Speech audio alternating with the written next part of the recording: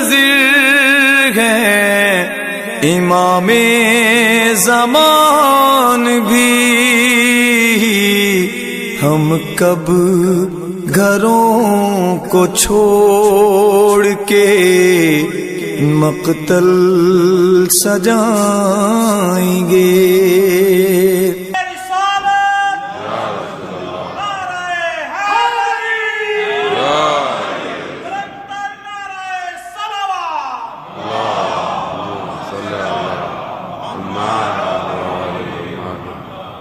عزیزان محترم، ذکر اس بندے کا ہے کہ جس نے اپنا سب کچھ خدا کی بارگاہ میں دے دیا۔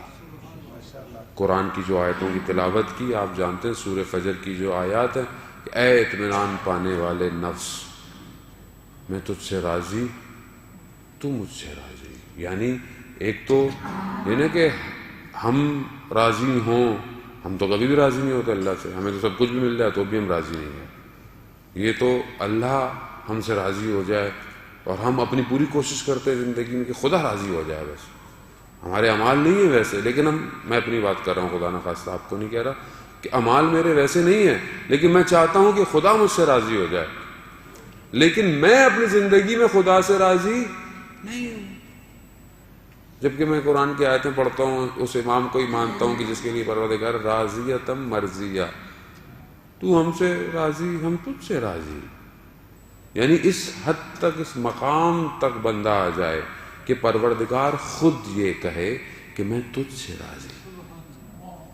اب یہ آیتیں ظاہر ہے اور کسی کے لیے نہیں سوائے امام حسین علیہ السلام کے لیے۔ اللہم صلی علی محمد وعلی محمد۔ خوب ایام ولادت کے ہیں، ولادت پر اور امام کی زندگی پر، امام کی سیرت پر گفتگو کے بہت سارے زاویے ہیں جو کیے جا سکتے ہیں، لیکن بہرحال ہمیں اتنے مواقع نہیں ملتے ہیں کہ ہم اس مقاصد کو بیان کریں، تو بہرحال ہم ان کی طرف زیادہ توجہ دیں گے۔ بہت سارے تاریخی واقعات آپ پہلے سے سن چکے ہیں، میں بہت زیادہ تکرار بھی نہیں کروں گا کہ خوب امام کی ولادت 3 شعبان کو متفق ہے، کوئی اس میں کسی اور بعض ائمہ کی ولادت پہ یا شہادت پہ ہیں تاریخیں، لیکن شعبان کے مہینے میں امام کی ولادت پہ کوئی اختلاف بھی نہیں پایا جاتا۔ اور جس مہینے میں پروردگار نے اپنے اس بندے کو پیدا کیا، اس مہینے میں پروردگار نے کسی کی بھی شہادت کو نہیں رکھا۔ یعنی کہ جب، یہی تو عجیب ہے کہ جو کچھ خدا کی خدائی تھی وہ سب حسین کو دے دی پروردگار کہ پروردگار کیوں؟ کیونکہ عمل سے امام نے کر کے دکھایا، اس میں باتیں نہیں ہیں، آپ کے سامنے ساری چیزیں موجود ہیں۔ امام کی جب ولادت ہوتی ہے، آپ نے واقعہ تفصیل سے سنا ہوگا کہ جب امام کو رسول خدا کے ہاتھ دیا جاتا ہے تو رسول خدا گریہ کر رہے ہیں۔ اب یہ عجیب سے کہ انسان خوش ہونا چاہیے، ولادت ہے، خوش ہونا چاہیے، لیکن گریہ کر رہے ہیں۔ خوب گریہ کی توصیل حضرت جبرائیل آئے اور سب کچھ بتایا، اور وہ سب کچھ ہے کہ آگے کربلا کا واقعہ اور یہ سب ہے۔ لیکن امام حسین علیہ السلام کے لیے جو گریہ ہے یہ بہت مہم ہے۔ بھلا میں یہیں سے گفتگو کو آگے کی طرف بڑھاؤں کہ رسول خدا کا گریہ امام حسین کے لیے پہلا گریہ ہے، پہلا عزادار امام حسین کا رسول ہے، وہ جو کہ سرور کائنات ہے، محبوب خدا ہے، ان خلقت عالم کے لیے مقصد ہے پروردگار کا، وہ پہلا عزادار ہے امام حسین کا۔ تو یہ تو بات کہ خوب گریہ نہ کریں یا یہ نہ کریں، تو یہ تو بات یہیں پہ ہی بات کرنے کی ضرورت ہی نہیں ہے۔ شیخ چودھری نے بھی اور بہت سارے علماء نے بھی روایات کو جو ہے وہ بیان کیا ہے کہ ایک آنسو اگر مچھر کے پر کے برابر بھی آنکھ میں آ جائے امام حسین کے لیے تو روز قیامت اس کی بہت بڑی جزا ہے۔ اس لیے کہتے ہیں نا کہ اگر رونا نہیں آ رہا تو انسان جو ہے وہ شکل بنا لے رونے کی، لیکن اگر وہ آنسو آنکھ میں آئے اور پھر رخسار پر آئے تو جزا بڑھ جاتی ہے۔ یعنی جتنا آپ، لیکن کیا ہر آنسو؟ سوال، ہر آنسو؟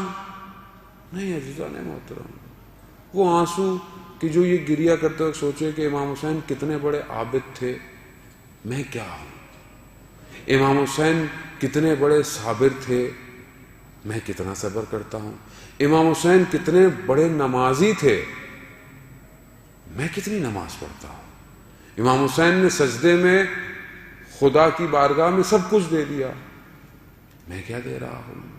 یہ آنسو کہ جو اس کو کسی طرف لے کے جا سکے، یا پھر وہ آنسو کہ جو ہم سنتے بھی ہیں کہ جو امام حسین کے لیے گریا کرے اس کے سارے گناہ معاف ہو جائیں گے، مطلب سب کے ہی ہو جائیں گے، مطلب انسان گناہ کرتا رہے بولے میں گریا کر رہا ہوں سب ایسے ہو گئے، نہیں، وہ جو گریا کرے کہ میں کتنا برا، میں کیسا برا، میرے قلب میں وہ کیوں نہیں ہے نور امام حسین، میرے دل میں اس طرح محبت کیوں نہیں ہے، میرا عمل اپنے امام کی اطاعت میں ویسا کیوں نہیں ہے، جبکہ آپ کے سامنے ادب کا تقاضا، جتنے بھی صحابی تھے، جتنے بھی ماننے والے تھے، اس کے باوجود کہ سب کچھ تھا، لیکن امام سے پوچھے بغیر کربلا میں کوئی قدم نہیں اٹھایا۔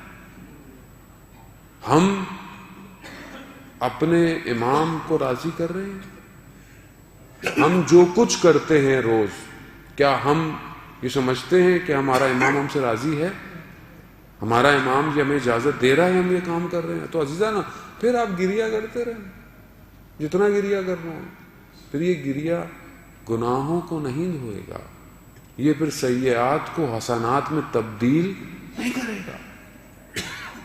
وہ ابھی ہوتا ہے کہ باغ کے اندر پھول لگے ہوئے کچھ ہیں، آپ جا کر جو ہے وہ کھاد ڈال کے آ جائیں، تو بولیں گے کیا آپ نے کھاد ڈالیں گے تو بو آئے گی، تو بولیں گے کیا پھولوں کے درمیان میں آپ نے کیا ڈال دیا ہے، لیکن جب تھوڑے دن گزریں گے تو وہ کھاد زمین میں جذب ہو جائے گی، اور پھر زمین سے اسی کھاد کے ذریعے سے وہ پودے انرجی لیں گے، اور کچھ مہینے کے بعد آپ کو وہی باغ سرسبز اور پھول نظر آئیں گے، پھر آپ کہیں گے کیا خوشبو ہے، مگر یہ کھاد ڈالنی پڑتی ہے کہ شاید ابھی بری لگے، ابھی مشکل ہو اپنی ذات سے ان عملوں کو دور کرنا، تکلیف ہو، سننی پڑ جائے، داڑھی رکھیں شاید لوگ اعتراض کریں، حجاب پہنیں شاید لوگ تکیہ نوسی کہنے لگ جائیں، مگر یہ کھاد ڈالنی پڑے گی۔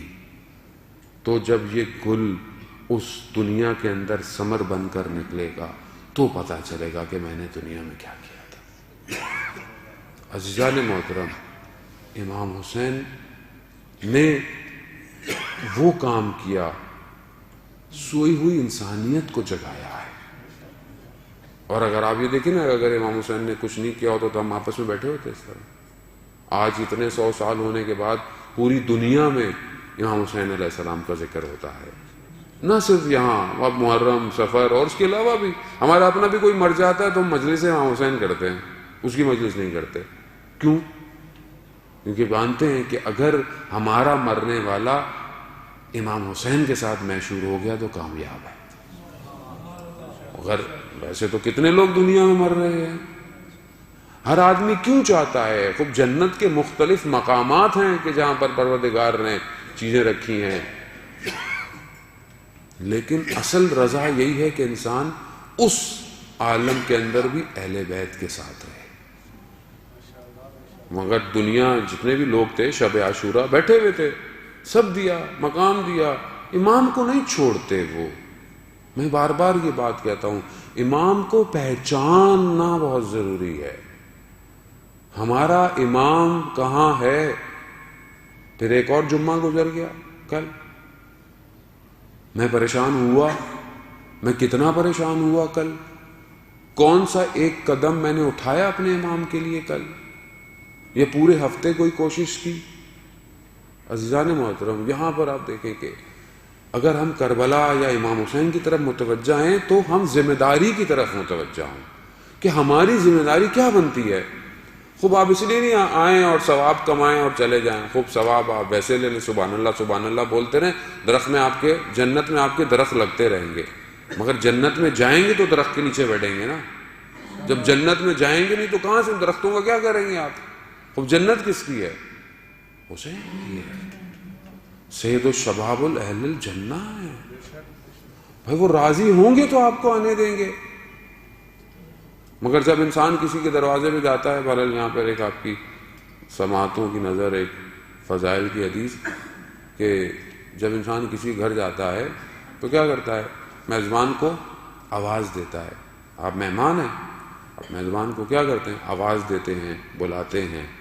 تو جنت کے دروازے پر وہ جو کنڈی لگی ہوئی ہے، جب وہ کھٹکھٹائی جائے گی تو یا علی کی آواز آئے گی.